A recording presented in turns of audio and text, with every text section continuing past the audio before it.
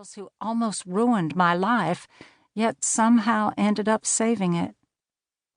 As I hear the voices upstairs, some happy, some mad, they are sisters after all, I open the refrigerator door and wonder, not for the first time, how I got here.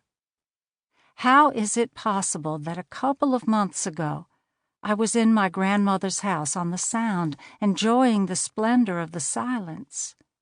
I would open my fridge to find exactly 3 Smart Waters, 1 canister of coffee, 2 yogurts, and some old ketchup.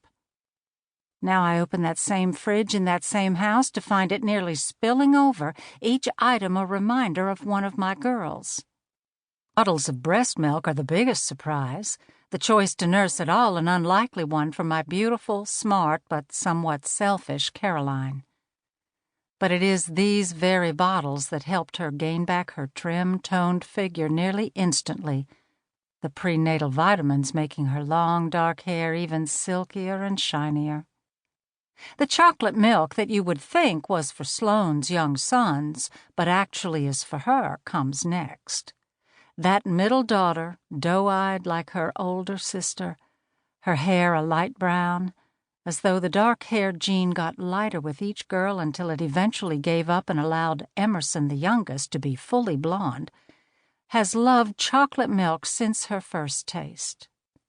Sloane is the least concerned with appearances, and has adapted to the role of mother easily, as the hot dogs, grapes, string cheese, and Capri Suns will attest. The fresh squeezed green juice beside those bottles, stored in an unusually narrow yet still shapely carafe, reminds me of its blonde-haired, blue-eyed owner, Emerson, with her high sculpted cheekbones that still manage to make her look soft and feminine. Her looks and talent have combined to put her on her way to the acting career she's always dreamed of.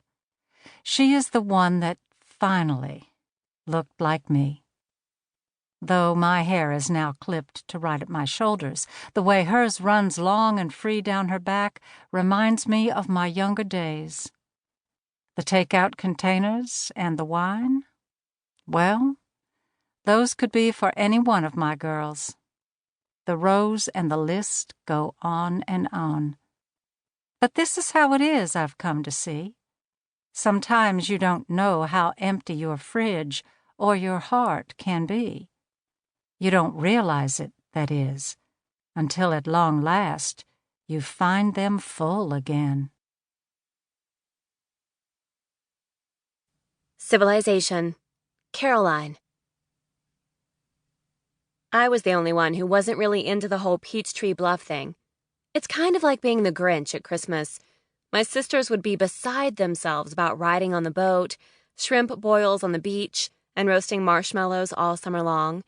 But I was more in a severe depression because I had to leave my friends in Manhattan, and the subway, and the lights, and, well, you know, civilization. There were no museums, unless you count that pitiful excuse for a boat warehouse they call a museum. There was no theater, unless you count the high school's horrific performance of Fiddler on the Roof, or the annual drag queen fashion show. I'll admit, that one was fairly Manhattan. But Rent, on Broadway, it was not. Most of all, I couldn't stand the idea of missing out on an entire summer's worth of fun and gossip, even if it was just sitting around Jenna Franklin's mom's house when she was at work, talking about boys and painting our toes. All summer, every summer, I missed everything. And don't get me started on the year my mom kidnapped us and made me move down there for a whole semester. It was like prison. Well, prison with a good view, I mean. Looking back, I realized that most of the reason I didn't want to leave Manhattan was that I didn't want people to talk about me when I was gone. I couldn't deal with feeling left out of the circle that I'd worked so hard to insert myself into. Because, I'll admit it, I've always cared a hell of a lot about what other people think. I used to believe it was human nature, but now I've realized it's more akin to the nature of a New York City social climber. I call myself that affectionately, now that I'm back in New York, back in my apartment, back in my old life, yet somehow a completely different person. I've never felt that it was a bad thing to want to better your situation in life, which is why